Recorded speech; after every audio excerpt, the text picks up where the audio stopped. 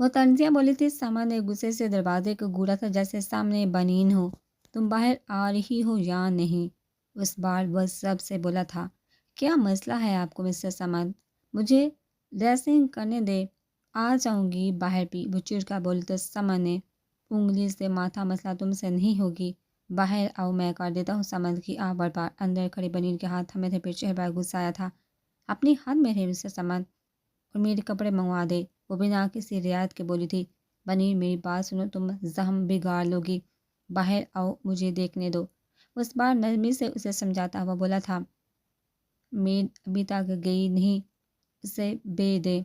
उससे ज़्यादा मेरी मदद इससे ज़्यादा मेरी मदद मत करे। उसका लहजा अटल था। समझ ने गहरी सांस ली, फिर बाहर चला गया। कुछ देर बाद मुलाजमा अंदर दाखिल हुई थी। बीबी जी, मुलाजमा की आवाज़ पर बनी ने दरवाज़ा खोलकर बाहर झांका था। सिर्फ मुलाजमा को देखकर उसको सुकून हुआ था। दरवाज़ा बंद कर दो प्लीज़। मुलाजमा उसका हुक्म बजा लाती फ़ौरन दरवाज़ा बंद करके वापस अपनी जगह पर आई थी। बनीर बाहर आई तो मुलाजमा ने उसे हैरत से देखा। उस समन की शर्ट और ट्राउज़र पहने हुए थी। शर्ट पर कंधे के पास ऊन के धब्बे लगे हुए थे। मुझे ड्रेसिंग में मदद चाहिए थी। बनीन हिचकिचाई थी। मुलाजमा आगे बढ़कर उसकी मदद करने लगी। बनीन खुद को आईने में देखा तो उसे बेसहारा शान याद आया था। मम्मा, इसे कहें मेरे कपड़े ना छेड़ा करे। ये जानबूझकर मेरे कपड़े पहनकर मुझे चिढ़ाती है। वीडियो कॉल के दौरान बनीन उठकर उसकी फेवरेट शर्ट पहन आई थी। चिढ़ाती कहाँ हूँ मैं, बस ये बताना चाहती हूँ ये कलर मुझ पर ज़्यादा सूट करते हैं। मार्कर से कॉलर पर निशान बनाती वो दूर बैठे शान को चीखने पर मजबूर करके थी। आपकी बेटी किसी दिन कत्ल हो जाएगी मिस्टर मामा। वो बेबसी से बोला था, जबकि वो उसका चेहरा देखकर हंस रही थी जो बेबसी की तस्वीर बना हुआ था।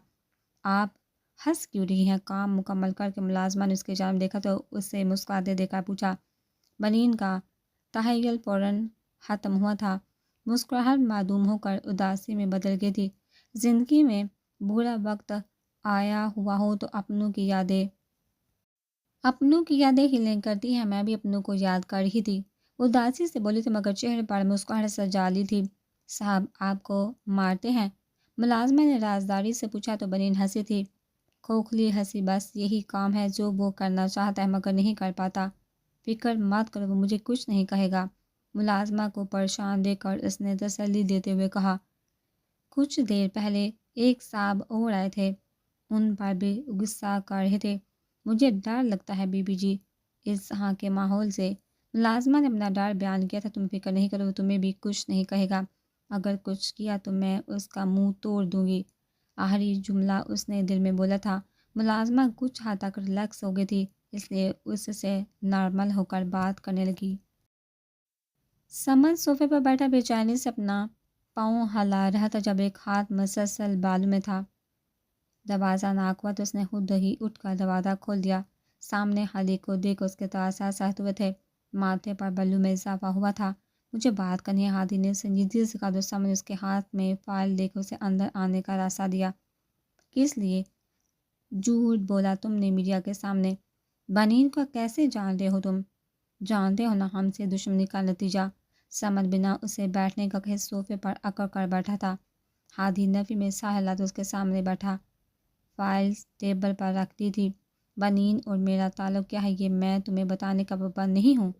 हादी की बात पर समन गुस्से से आगे हुआ। बनीन ने मुझसे कहा था कि उसे तुम पर भरोसा है।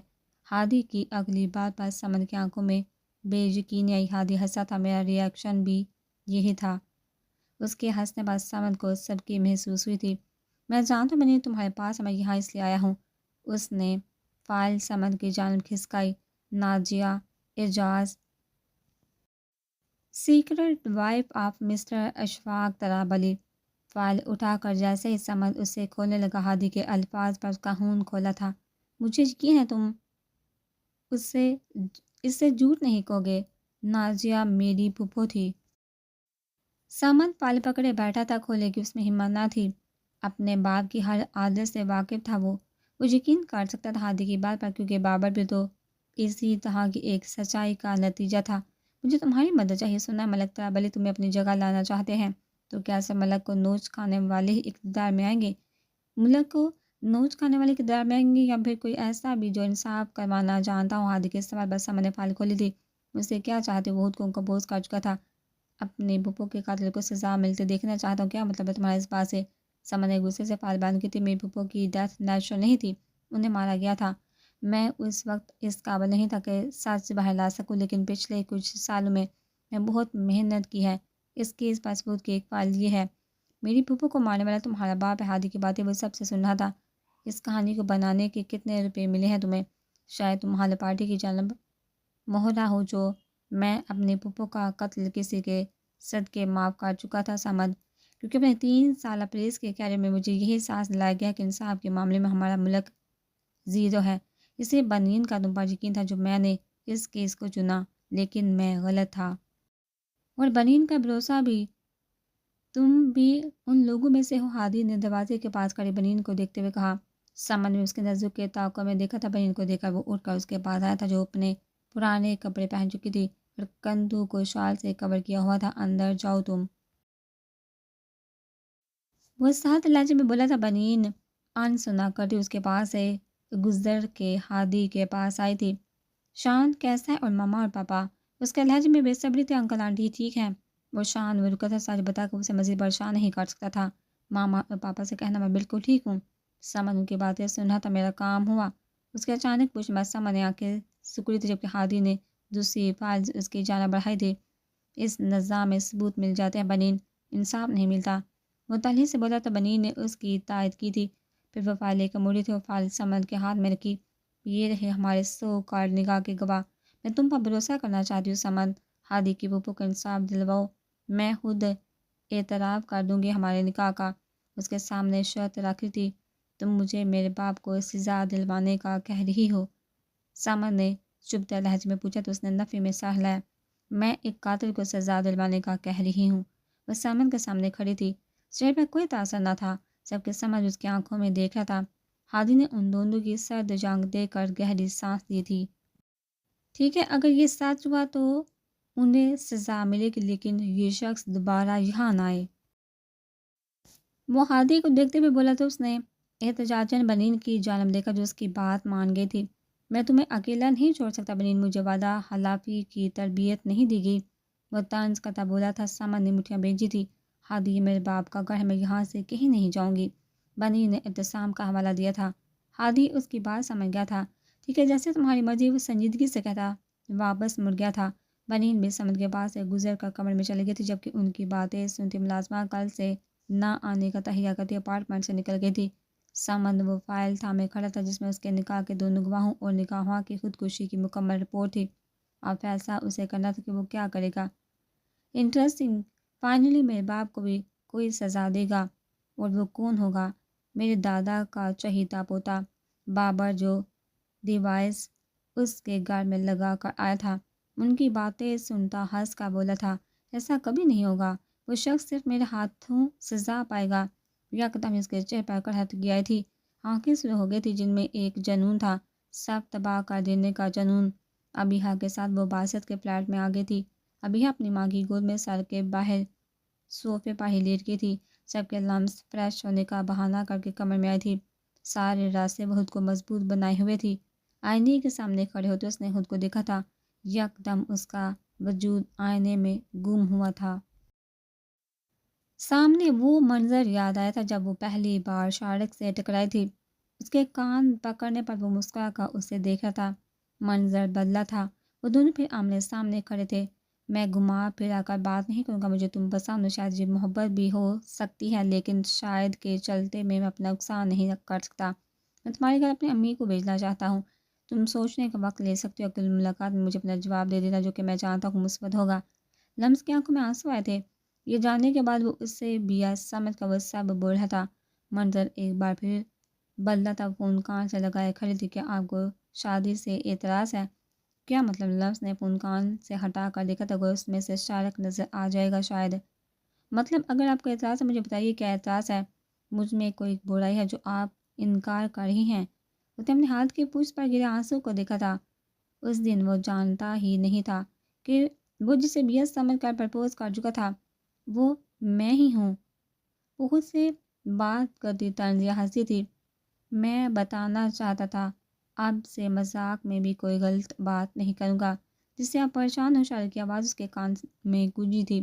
محبت بڑا لہجہ سب مکر تھا اس نے ہاتھ کی پشت سے آنسو کو رگڑ کر صاف کیا تھا۔ شارق کی آواز مسلسل اس کے کانوں میں گونجی تھی۔ میں نے کسی اور سے نکاح کر لی ہے بیا، میری یقین کرو میرا ارادہ نکاح کا نہیں تھا، میں بس باسط کو سزا دینا چاہتا تھا، مگر سب کچھ خراب ہو گیا۔ ان آوازوں سے پیچھا کر چھڑوانا چاہ رہی تھی، دوسروں سے اپنے بہتے آنسو پر گزارا تھا۔ مجھے لمس نہیں چاہیے تھی اپنی زندگی میں، مجھے بیا چاہیے، میں تم سے محبت کرتا ہوں، میں اسے طلاق دے دوں گا۔ شارق کے ہر جملے پر لمس کا ضبط ٹوٹا تھا۔ مجھے مہرا بنائے کہ محبت کے ساتھ سب ناٹک تھا۔ ڈریسنگ ٹیبل کے سامنے کھڑی وہ دونوں ہاتھ ٹیبل پر ٹکائے سر جھکائے کھڑی تھی۔ تم نے بہت غلط کیا شارق، حیدر لمس انصاری کھلونا نہیں جو کسی کے کھیل کا حصہ بن جائے۔ انہوں نے سر اٹھا کر سامنے آنے میں اپنا عکس دیکھا تھا۔ آنسو کو صاف کر کے اس نے فیصلہ کن انداز میں خود کی جانب دیکھا تھا۔ مجھے بڑی محفل میں رسوا کرنا چاہتے ہو نا تم؟ میرا وعدہ ہے تم سے، اس رسوائی کے بدلے تم سے تمہاری ہر خواہش نہ چھین لی تو میرا نام بھی لمس انصاری نہیں۔ اس طرح آنکھیں لی بولی تھی، پھر مڑ کر اپنے بیگ سے ایک کاغذ اور پین نکالا۔ بی ایس سے محبت کرتے ہو نا؟ تم سے لمس انصاری بھی چھین لوں گی میں۔ اس نے کاغذ پر ایک نمبر لکھتے ہوئے سوچا تھا۔ اس کی آنکھوں سے آنسو نکل کر کاغذ کو گیلا کر گیا تھا۔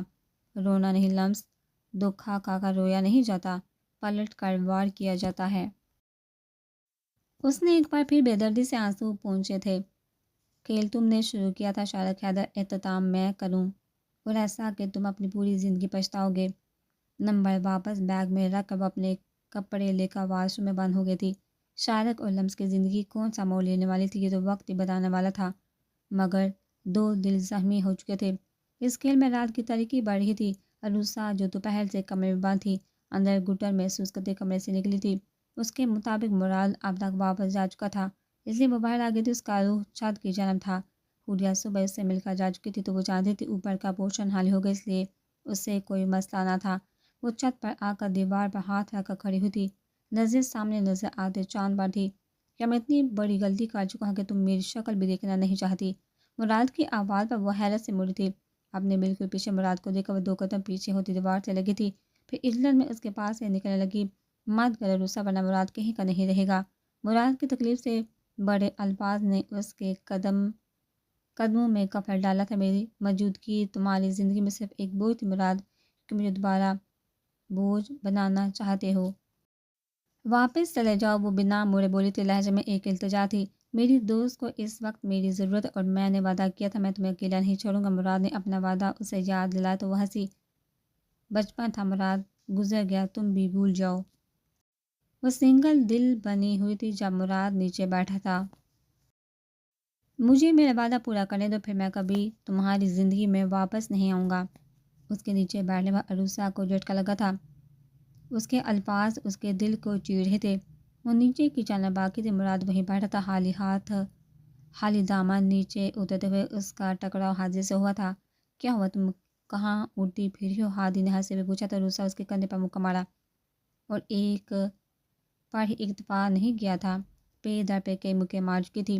تم نے اسے بلایا نا، مجھے اپنے ساتھ رکھ بھی لیا، مجھے اپنی شکل مت دکھانا چشندر کہیں کے۔ وہ غصے سے سنانے کے بعد اسے راستے سے ہٹاتی نیچے بھاگ گئی تھی۔ ہادی نے تعصب سے سہلا تھا۔ ہادی اوپر آیا تو اسے مراد سیڑھیاں اترتا دکھائی دیا۔ اس کے چہرے پر میں ناگواری آئی تھی، یہ سوچ کے کہ عروسہ اس کے ساتھ اکیلی تھی اوپر۔ میں نے تمہیں یہاں رکنے کی شرط بتائی تھی مراد۔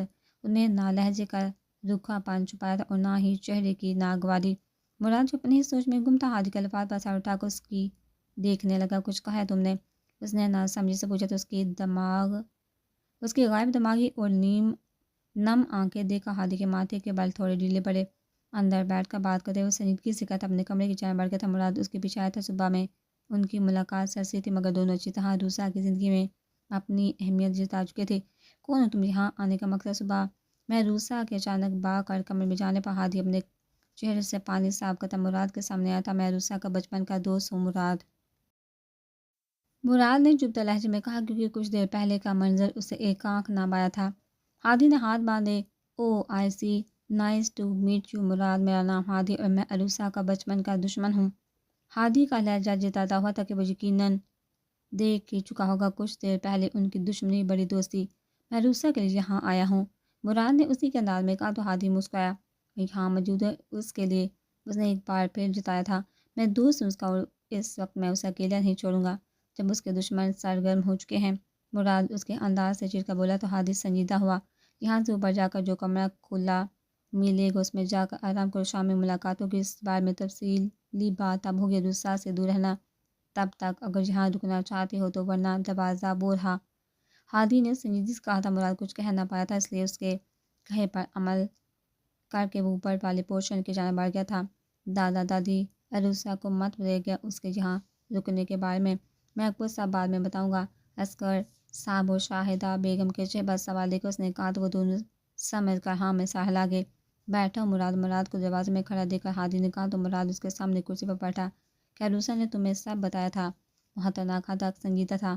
مراد نے ہاں میں سر ہلا۔ تمہیں کیا لگتا ہے کہ وہ کہانی بنا رہی تھی یا سچ میں ایسا کچھ ہوا تھا؟ تم نے نیوز چینل میں چاند نام دیکھے اور تم یہاں آ گئے، لیکن میرا سوال وہی ہے، کیا تمہیں اس پر یقین تھا؟ مراد چونکا تو اس کے بعد پر کہ وہ کیسے جانتا تھا کہ مراد وہاں کیسے آیا تھا، مگر اسے سوال کو بعد میں چھوڑ کر سیدھا ہو کر بیٹھا۔ اس کے ہر لفظ پر یقین ہے مجھے۔ میں نے دیکھی تھی اس کی حالت، ایک بچہ ہونے کے باوجود بھی اس کی تکلیف کو محسوس کیا تھا میں نے۔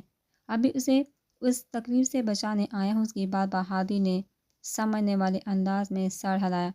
تم نے اس کا برے وقت میں ساتھ دیا، اسے سپورٹ کی، مگر جب وہ سنبھل گئی تو تم نے کیا کیا؟ اسے احساس دلایا کہ اتنے سالوں کی کیئر صرف دکھاوا تھا۔ کیا دوست ڈیگریڈ کرتے ہیں؟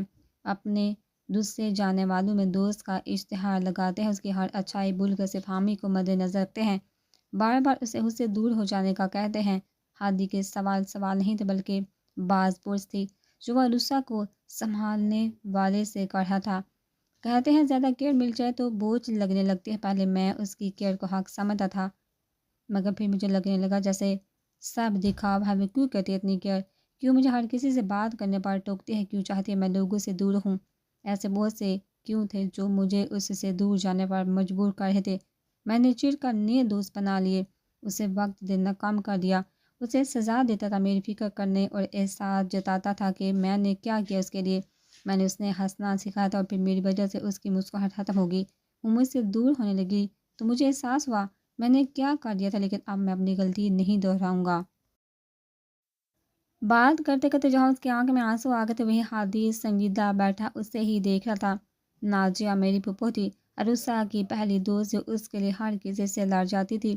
اپنی دوست کو اپنی آنکھوں کے سامنے تڑپتے ہوئے مرتے دیکھنے کے بعد وہ دماغی دوڑ اسی ڈر میں اٹک گئی تھی۔ انکل آنٹی سے یہاں سے لے گئے تھے، اس کا کبھی کبھار یہاں آنا بھی بند ہو گیا تھا، لیکن اتنا میں جانتا ہوں کہ وہ اسی ڈر کا شکار ہی ہے۔ وہ دوست نہیں بناتی ہوگی، لیکن جب تمہیں بنایا تو ہر اس شخص سے ڈرنے لگی جو تمہیں چوٹ پہنچائے۔ وہ دوست کھونے سے ڈرتی ہے مراد، اور تم نے اسے اس کا دوست چھین لیا۔ ہادی نے اسے شرمندہ کیا تھا، وہ جو پہلے شرمندہ تھا مزید خود کو پستی میں جاتا محسوس کر رہا تھا۔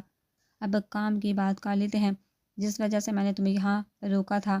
ہادی بات ختم کرتا ہوا بولا تو مراد نے بھی سر اٹھایا تھا۔ لمس کھانا کیوں نہیں کھا رہی ہو؟ باسط نے لمس کو پلیٹ میں چمکواتے ہوئے سوچ میں گم دیکھا تو پوچھا۔ ابیہ اور شاہینہ بیگم نے بھی لمس کی جانب دیکھا تھا۔ لمس ان تینوں کو اپنی جانب تکتے پا کر جبران مسکرائی تھی۔ دل نہیں ہے بھائی کچھ کھانے کا؟ وہ اپنی افسردگی چھپاتے ہوئے بولی۔ کوئی پریشانی ہے؟ باسط اس کے چہرے سے اندازہ لگا رہا تھا جب وہ مسکرائی تھی۔ پریشانی تو ہے بھائی، یہاں بھی انہی کے ہاتھ کا کھانا، دل ٹوٹ گیا ہے میرا، پیزا کھانا تھا مجھے، وہ روٹے پان سے بولی تو شاہینہ بیگم نے اس کی کمر میں دم کا جڑا۔ نہ ہنجار اولاد ماں کے ہاتھ کا کھانے سے زیادہ اس بازاری بیماری کی دکان کو کھانا پسند ہے، وہ غصے سے بولی تو لمس نے ان کے گرد باہیں پھیلا دی۔ تھوک دینا، میرے لیے دعا کیا کرے بس، وہ نیم سنجیدگی سے بولی، جبکہ اس کے جملے پر شاہینہ بیگم کے دل کو کچھ ہوا تھا۔ لمس انہوں نے اس کا چہرہ سامنے کیا، وہ مسکرا کر آنکھ مینگ کر گئی تھی۔ شاہینہ بیگم نے اس کے کندھے پر تھپڑ لگایا تھا، وہ ہنسنے لگی تو ابیہ بھی مسکرا دی، جبکہ باسط سنجیدگی سے اسے دیکھ رہا تھا۔ کھانے سے فارغ ہو کر شاہینہ بیگم کمرے میں آرام کی غرض سے چلی گئی تھی، جبکہ ابیہ چائے بنانے کے لیے کچن میں چلی گئی تھی۔ لمس صوفے پر بیٹھی تھی، ہاتھ میں موبائل تھا، مگر آپ سکرین کو دیکھی تھی۔ باسط اس سامنے آ کر بیٹھا۔ لمس کیا بات ہے، کہاں کھوئی ہوئی ہو؟ باسط نے پوچھا تو اس کی آواز سن کر اس نے موبائل گود میں رکھا۔ کچھ سوچی تھی بھائی، وہ نارمل رہنے کی کوشش کرتی۔ کیا سوچی تھی؟ باسط نے اس کے چہرے کے بدلتے ہر تاثر کو دیکھا تو یہ کہ حد سے زیادہ بڑی برائی ہے بھی منافق بن کر دھوکہ دینا، اس نے سنجیدگی سے پوچھا تو باسط نے آگے جھکتے اپنے دونوں ہاتھوں کی انگلیاں آپس میں الجھا کر تھوڑی کے نیچے ہاتھ ٹکائے۔ دونوں ہی برائی ہیں لمس، دونوں ہی برائیاں سامنے والے کے ساتھ ساتھ خود اس برائی کو پالنے والے کو بھی تباہ کر دیتی ہیں۔ باسط کے جواب پر وہ مسکراتے، مطلب دونوں جانب اذیت برابر کی ہوتی ہے۔ لمس کے سوال پر باسط نے اس کے چہرے پر کچھ کھوجنے کی کوشش کی تھی۔ نہیں، حاسد و منافق کی سزا کئی گنا زیادہ ہوتی ہے، وہ اپنا سب کچھ گوا دیتے ہیں۔ باسط کو اب مکمل یقین ہو چلا تھا کہ لمس کو کوئی پریشانی تھی جو وہ بتا نہیں رہی تھی۔ کہ آپ کو کبھی ایسا لگا کہ شارق آپ سے حسد کرتا ہے؟ اس کے اگلے سوال پر باسط کے یقین پر مہر لگی تھی۔ شارق نے کچھ کہا ہے تم سے؟ وہ یکدم ہی پریشان ہوا تو میری اس سے بات نہیں ہو پائی۔ آپ میرے سوال کا جواب دے۔ لمس نے فوراً ہی موڈ بدلا تھا۔ باسط کو پریشان ہوتے دیکھ کر وہ حاسد نہیں ہے، بس اسے کچھ غصہ ہے مجھ پر۔ باسط کے جواب پر وہ دل ہی دل میں طنز یا حسد کا ایسا ہی ہو۔ خیر مجھے نیند آ رہی، آپ کی گمسم میڈم کمرہ نشین ہو چکے بنا آپ کو چائے کا پوچھے۔ ویسے ہی ہٹلر ماں کا خوف بھی الگ ہوتا ہے۔ لمس نے اپنی پرانی جون میں لوٹے ہوئے کہا تو باسط بھی مسکراتا سر نفی میں ہلا گیا تھا۔ آپ بھی آرام کرے، صبح ملتے ہیں۔ اٹھ کر کمرے کی جانب بڑھی۔ لمس کو بھی بات تو مجھے ضرور بتانا۔ باسط کے مان بڑے جملے پر رکی تھی۔ جی بھائی، وہ مشکل بول کر کمرے کی جانب بڑھ گئی تھی۔ باسط کے چہرے پر اس کے جاتے ہی سنجیدگی آئی تھی۔ تم نے میری شرٹ استعمال کی ہے؟ وہ اعتصام کے کمرے میں تھی، بیک گراؤنڈ سے ٹیک کر آنکھیں مندے ہوئی تھی۔ جب وہ دروازہ کھلتا سمن اندر داخل ہوتا ہوا بولا، ہاتھ میں وہی شرٹ تھی جو دوپہر لمس نے پہنی تھی۔ بنی نے بے زاردگی سے اس کی جانب دیکھا تھا۔ تم کیوں ہر وقت مجھ سے الجھنے کے بہانے ڈھونڈتے رہتے ہو؟ صبح لارلین، ابھی مجھے آرام کرنا ہے، وہ چڑھ کر کہتی۔ واپس آنکھیں موند گئی تھی جب سمن فن کرتا اس کے پاس آیا تھا اور بیڈ پر بچی تھوڑی سی جگہ پر بیٹھ گیا تھا۔ بنی آنکھیں کھولتے آئے بڑے اچکا گئی تھی۔ مجھے بات کرنی ہے تم سے، وہ شرط رکھتا ہوا بولا تو بنی کے چہرے کے تاثرات ایک بار پھر بگڑے تھے۔ تم اس کیس کے بارے میں کتنا جانتی ہو جو دوپہر میں تمہارا بھائی بتا کر گیا ہے؟ اس نے تمہارا بھائی پر ہاتھ توڑ دیا تھا، سب کچھ۔ وہ واپس آنکھیں موندے ہوئے بولی تو سمن اس کے ہاتھ پر ہاتھ رکھا۔ بنی نے جڑ سے آنکھیں کھولی تھی۔ جب تک میری بات مکمل ہے تو تم سو نہیں سکتی بنی، ورنہ مجھے کوئی مسئلہ نہیں ہے، میں یہی تمہاری جاگنے کا انتظار کر لوں گا۔ آخر میں وہ شرارت سے بولا تو بنی منہ بگاڑتی سیدھی ہو کر بیٹھ گئی۔ بولی اس کے لہجے میں بیزارگی تھی، مگر سمن نے فی الحال اسے ہاتھ میں نہ لایا تھا۔ 10 سال پہلے میری ماں نے خودکشی کی تھی بنی، بابا کے چند افیئر سے جو اس وقت سامنے آئے تھے۔ چھپ کر کی گئی 2 شادیوں کی خبر بھی ہمیں لگی تھی۔ بابر میرا سوتیلا بھائی ہے، میں نہیں جانتا کہ کس کا کتنا قصور ہے، مگر میری ماں کی موت کی وجہ وہ سب لوگ تھے جن کے نام میرے باپ کے نام کے ساتھ جڑ کر میری ماں کو توڑ گئے۔ نفرت کا حقدار تمہارا باپ تھا مسز سمن، باقی سب تو وکٹم تھے۔ جو جانتا ہوں اس بات کو تم میں سب بتانے کا مقصد یہ ہے کہ تم مجھے سمجھو۔ میں اگر اپنے باپ کو سزا دلواؤں گا تو میری ماں کی روح بھی تڑپے گی، میری ماں کی روح بھی تڑپ ہی ہوگی۔ سمن، نازیہ پھوپھو، ان کا کیا قصور تھا جو ان کو اس ہمار دیا کہ اگر مرے ہوئے کی تکلیفوں کا شمار کر ہی رہے ہو تو میری ماں اور میرا باپ کی تکلیفوں کا بھی شمار کر لو۔ ان کے خواب چھین لیے گئے تھے، وہ تکلیف سے بولی تھی، آنسو بے مل ہوتے چہرے پر بکھرے تھے۔ سمن نے ہاتھ آگے بڑھایا تو بنی نے اسے روک دیا۔ تم یہ کیس نہیں کھولنا چاہتے مت کھولو، مگر آخر میں جب تمہارا گریبان بھی پکڑا جائے گا تو کیا جواب دو گے؟ اللہ کو جواب سوچ لو تو اس فائل کو آگ لگا دینا، بنی نے کہہ کر لیٹ کر سر تک چادر تان لی تھی۔ سمن کافی دیر غائب دماغی سے وہاں بیٹھا رہا، پھر اٹھ کر وہاں سے چلا گیا۔ بنی نے اس کے جاتے اپنے آنسو پہنچے تھے۔ یشر صاحب سے محبت کا دعوے دار ہے بابا، مگر اس کے دعوے کھوکھلے ہیں۔ دل ہی دل میں اعتصام سے مخاطب تھی، نمبر کیوں بند تھا تمہارا؟ غصہ تو غصے میں لگ رہا تھا، حوریہ نے تھوک نکلا تھا، مقابل کے غصے سے اسے ڈر لگتا تھا۔ وہ اچانک ہی بھائی نے یہاں بھیج دیا تھا، میں سوئی نہیں تھی تو یہاں پہنچ کر سو گئی تھی، موبائل کی بیٹری چارج کرنا بھول گئی تھی۔ وہ تفصیل سے جواب دیتا، اب اس کی ری ایکشن سے ڈر رہی تھی۔ دوسری جان خاموشی اس سے کھلی تھی۔ بابر اس نے جھجکتے اس کا نام لیا تھا۔ شٹ اپ حوریہ، مجھے تمہاری آواز نہ آئے اب، ورنہ بھی وہاں آ کر تمہارا علاج سے کروں گا۔ اس نے سخت لہجے میں کہا تھا۔ حوریہ کی آنکھیں پور ہیں جھلملائی تھی۔ مجھے نہیں کرنی آپ سے بات، مجھے زیادہ نیند آتی ہے تو اس میں میرا کیا قصور ہے؟ اس کے روح کا بولنے پر بابا نے آئے بڑے اچکائی تھی۔ تم جانتی ہو تم کیا کر رہی ہو؟ اس سے دبتا ہوا بولا تو وہ مزید رونے لگی۔ فوراً رونا بند کرو، نہیں ہو رہا، آنسو خود بخود آ رہے ہیں۔ وہ ہچکیاں لیتی بولی تو اس کے معصومیت سے بولنے پر بابر مسکرایا تھا۔ دروازہ کھولو، میں باہر کھڑا ہوں۔ بابر کی بات وہ یکدم ساکت ہوئی تھی۔ آپ یہاں کیا کریں؟ اس سے نئی پریشانی آن گرا تھا۔ کچھ بہتر ہوئی ہے تمہاری آواز؟ اب اگر تم روئی تو سچ مجھ وہاں آ جاؤں گا۔ وہ بھی اتنی ہی سنجیدگی سے بول رہا تھا۔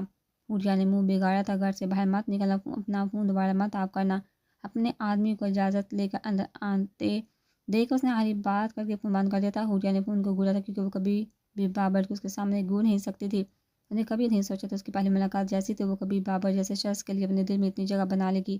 میرے ساتھ سے وہ دن یاد آئے کالج کے سامنے بک ڈپو کون بناتا ہے۔ بک لینے کے لیے وہ زبردستی کالج سے جانا بائی تھی۔ سڑک کراس کرتے ہوئے دل ہی دل میں اپنی کلاس میٹ کو کوستی تھی جس کے کہنے پر وہ بک لینے ادھر آئی تھی۔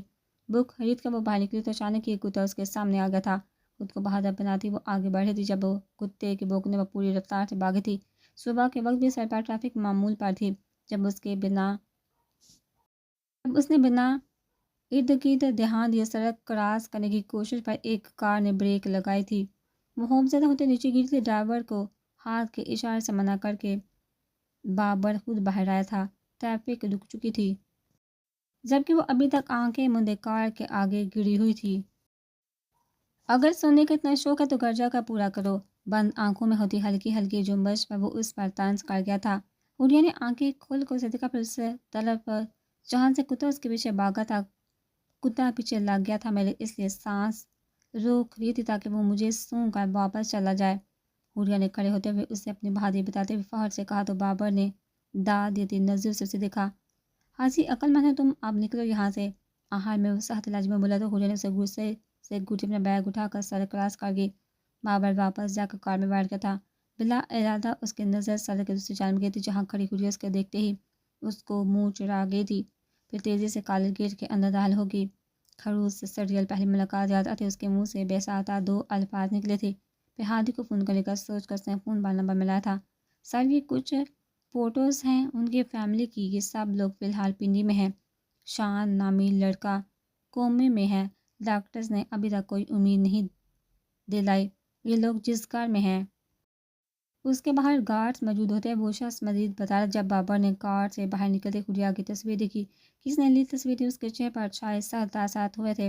وہ عادل نے بھیجو اسے فوراً۔ وہ شخص ڈرتا ہوا ہاں میں سہلاتا باہر گیا تھا جبکہ اس کے جاتے ہی بابر نے اپنی گن نکالی تھی۔ اس کی گولیاں چیک کر رہا تھا۔ سر یہ کچھ فوٹوز ہیں ان کی فیملی کی، یہ سب لوگ فی الحال پنڈی میں ہیں۔ شان نامی لڑکے کو میں ڈاکٹر نے ابھی تک کوئی امید نہیں دکھائی تھی۔ یہ لوگ جس کار میں اس کے باہر گارڈ موجود ہوتے وہ شخص مزید بتا رہا جب بابر نے کار سے باہر نکلتے حوریا کی تصویر دیکھی۔ کس نے لی ہے تصویریں؟ اس کے چہرے پر شاید تاثر ساتھ ہوئے تھے۔ وہ عادل نے بھیجو اسے فوراً۔ وہ شخص ڈرتا ہوا ہاں میں سہلاتا باہر چلا گیا تھا جبکہ اس کے جاتے ہی بابر نے اپنی گن نکالی تھی۔ اس کی گولیاں چیک کر رہا تھا۔ جیسے عادل اندر آیا بابر نے اسے ہاتھ اوپر کرنے کا اشارہ کیا۔ جیسے اس نے ہاتھ اوپر کیا بابر نے پے در پہ دو فائر کیے تھے۔ گولیاں اس کی دونوں ہتھیلیوں کو پار کر گئی تھی۔ عادل ڈر سے چلاتا نیچے بیٹھتا چلا گیا تھا۔ بابر نے ایک سخت نظر اس پر ڈالی تھی۔ اگلی بار جتنا کام کہا جائے اتنا ہی ہونا چاہیے۔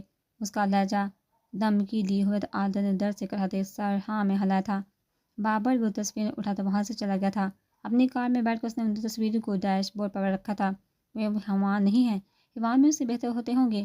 میری خوبصورتی کو میری بدقسمتی بنا دیا اس نے۔ جسمانی آواز جو دکھ درد اور کرب سے بڑی تھی بابر کی یاد کا حصہ تھی۔ انسان ہو یا حیوان جب وہ زمین پر بوجھ بن جائے تو اسے ختم کر دینا چاہیے۔ وہ ڈرائیونگ سیٹ کی پشت سے ٹیک لگا گیا تھا۔ اس کا فون بجے تو اسکرین پر ابھرتا نام دیکھ کر وہ طنزیہ مسکرایا۔ آج میری یاد کیسے آ گیا؟ پھر میں یہ سمجھوں کہ ملک ترا بلی کے جانشین کو مجھ سے کوئی کام پڑ گیا ہے۔ وہ طنز کرتا بولا تو سمن نے مٹھیاں باندھ کی۔ مجھے تم سے ملنا ہے، بات بہت ضروری ہے۔ اگر تم سیریس ہو جاؤ تو کل آفس میں ملنے آ جانا۔ سمن نے بڑکتے ہوئے کہہ کر فون بند کر دیا تھا۔ بابر فون کٹ ہونے پر ہنستا چلا گیا تھا۔